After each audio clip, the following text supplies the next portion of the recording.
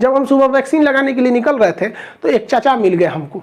वो कह रहे हैं कि सुनिए खान साहब, बेवकूफ़ी मत कीजिएगा, आप वैक्सीन लगा लेंगे ना तो बहुत घातक असर होगा, किडनी खराब हो जाएगा, 1 साल बाद इसका असर दिखने लगेगा, नपुंसक हो जाएंगे लोग। अरे भाई साहब, अब हम उस चाचा को क्या समझाएं जो कभी कॉलेज स्कूल वैक्सीन के बारे में कुछ नहीं पता, वो ज्ञान बांट रहे हैं। ऐसे लोगों से दूर रहना चाहिए, ये लोग किसी काम लायक नहीं होते। गांव में कुछ कुछ होते हैं हमेशा खकोरते हैं, उन सबको ताजमहल में ले जाइएगा तो कहेगा ऐसे नहीं है, उल्टा करता तो ठीक रहता। ताजमहल सफ़ेद ठीक नहीं, उसको काला कर देता ठीक रहता। ऐसे लोगों से बच के रहिए, ये लोग किसी काम के नहीं रहते। हर जगह ऐसे ऐसे 2-4 को चाचा मिलते रहते हैं जो विरोध करते रहता है हर चीज़ का। वैज्ञानिक चाचा लोग से ज़्यादा पढ़े लिखे रहते हैं। ऐसा नहीं है कि आपको कोई जान लेने के लिए ऐसा कुछ करेगा। और एक और अफवाह उड़ रहा है कि 5G का जो ट्रायल हो रहा है उसके वजह से जान चली जा रही है। एकदम अफवाह है भैया। 5G का ट्रायल महाराष्ट्र और दिल्ली के एरिया में, बहुत छोटे से एरिया में हुआ, वो भी कोविड से पहले हुआ था वो ट्रायल वगैरह। इससे कोई मतलब नहीं है। लेकिन पता है कि सरकार चिल्लाते रह जाए, यहाँ डॉक्टर चिल्लाते रह जाए कि वैक्सीन लीजिए वैक्सीन लीजिए, ये रातों रात नहीं बनता है। लेकिन 5G के ट्रायल की वजह से जान जा रही है, ये ऐसा नहीं है। जो नया वायरस आया है ना, डबल म्यूटेंट है, ये उससे ज़्यादा खतरनाक है। इस वजह से ये ज़्यादा सीरियस डाल रहा है। तो लोगों को लग रहा है कि इसके वजह से लोगों की जान जा रही है। ऐसा नहीं है। ये पहले वाला जो कोरोना था 7 दिन में फेफड़ों को जितना नुकसान करता था, ये कोरोना 2 दिन में ही उतना ही कर दे रहा है। इस वजह से ज़्यादा खतरनाक है। मौका नहीं दे रहा है ये वाला कोरोना। इसको 5G से कोई लेना देना नहीं है। आप वैक्सीनेशन कराइए अगर आपकी जान प्यारी है तब। इजराइल जो है, आप देखिए, इजराइल ने अपने आप बहुत बड़ा त्यौहार भी मना लिया जिसमें 1.5 लाख लोग वहां पर उपस्थित थे बिना किसी सोशल डिस्टेंसिंग के। इतने लोग इकट्ठे थे कि भगदड़ में 30 लोग की जान चली गई। कैसे ये पॉसिबल हो गया? हम लोग यहाँ घर में घुस के बैठे, क्योंकि वहां के लोग पढ़े लिखे हैं, वैक्सीन लगवा रहे हैं। वैक्सीन में कोई ऐसा नहीं है। सोचा कुछ जो वैक्सीन के बारे में अफवाह फैला रहे हैं, सोचा को जेल में डाल देना चाहिए सचुरों को। यहाँ पे अजीब अजीब है सब। अफवाह पे मत जाइए। देखिए, बचपन में भी हम लोग को बहुत अफवाह उड़ाया गया था कि मेढक मार दोगे तो कान पक जाता है। कौन सी कान पकेगा? स्कूल जाते थे लोग तो कहते तो पेंसिल का ये जो छिलका होता है इसको दूध में डालो तो रबड़ बन जाता है। मोर के पंख को हम लोग चौक खिलाते थे लोग।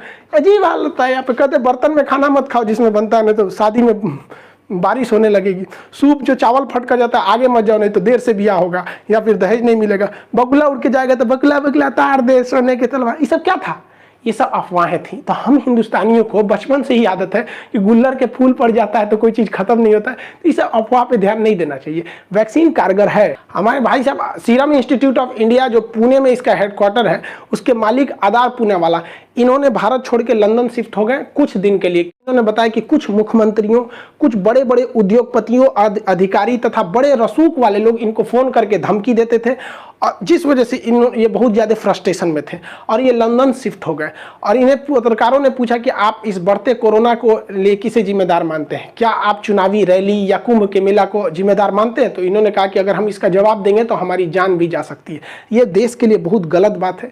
कोई भारत का इतना प्रतिष्ठित व्यक्ति जिसके ऊपर पूरे देश की वैक्सीनेशन की जिम्मेदारी, लोगों की जान की जिम्मेदारी होगी, वैसे व्यक्ति को अगर सुरक्षा कारणों से बाहर जाना पड़े और बाहर जाके वो ट्वीट करे या ऐसा करे तो ये बहुत गलत संदेश जाता है देश के लिए।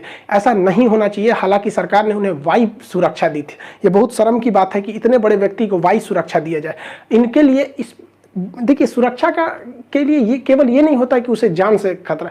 सुरक्षा एक डिग्निटी, एक स्पेशलिटी को भी दर्शाता है, जो दिखाता है कि देश आपके सम्मान के लिए कितना खड़ा रहता है। आप एक मामूली नेताओं के लिए अगल बगल में बड़े बड़े सिक्योरिटी दे सकते हैं, इतने बड़े लोगों को नहीं दे सकते।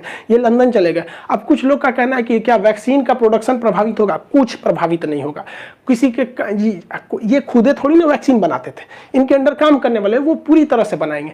इनका कहना है कि गवर्नमेंट ने मार्च में हमें ऑर्डर ही कम दिया, तो खरीदने वाली कंपनी तो गवर्नमेंट थी, हम बना के क्या करेंगे अगर कोई खरीदेगा ही नहीं। और आप याद कीजिए कि सीरम इंस्टीट्यूट में एक बार आग लग गया था, तो एक तो उस समय प्रोडक्शन प्रभावित हुआ था, एक अभी वर्तमान समय में सीरम इंस्टीट्यूट जो है वो 7 करोड़ डोज पर डे बना रहा है। लेकिन इतनी बड़ी जनसंख्या को पूरा करने के लिए इनका टारगेट है कि 10 करोड़ वैक्सीन के डोज पर डे बनाए जाए। अब 10 करोड़ बनाने में इन्होंने कहा है कि जुलाई तक में ये संभव नहीं है, यानी मई, जून, जुलाई, ये 3 महीने तक पर डे 7 करोड़ ही वैक्सीनेशन के मतलब वैक्सीन उत्पादन हो पाएगा। जुलाई बाद आएगा, इसलिए इस समय थोड़ी सी लेट होगी। हालांकि इन्होंने कहा कि इसका जो बाहर में भी एक प्लांट लगाएंगे सीरम इंस्टीट्यूट का, जिससे कि मतलब वैक्सीन और भी डोज बनाए जा सके। हालांकि भारत सरकार इनके संपर्क में है, बहुत जल्दी ये भारत में आने वाले हैं। और इंग्लैंड में ये प्लांट नहीं लगाएंगे। भैया आपको लगाना भी है तो फ्रांस में लगाइए ना, इंग्लैंड में लगा के क्या फायदा है? क्योंकि इंग्लैंड में लगाएंगे तो इंग्लैंड तो यूरोपीय यूनियन के बाहर है, यूरोपीय यूनियन के 2 देश बाहर है, उसको यूरोपीय यूनियन के अंदर बेचने के लिए फिर नए टैक्सेशन कानून लाना पड़ता है। और अगर वही फ्रांस में लगा देते हैं तो पूरा यूरोपीय यूनियन फ्रांस भी उसी का हिस्सा है। हालांकि ये भारत में ही लगाएंगे, देखिए आगे क्या होता है। हालांकि भारत सरकार इन्हें आश्वासन दी है सुरक्षा के लिए।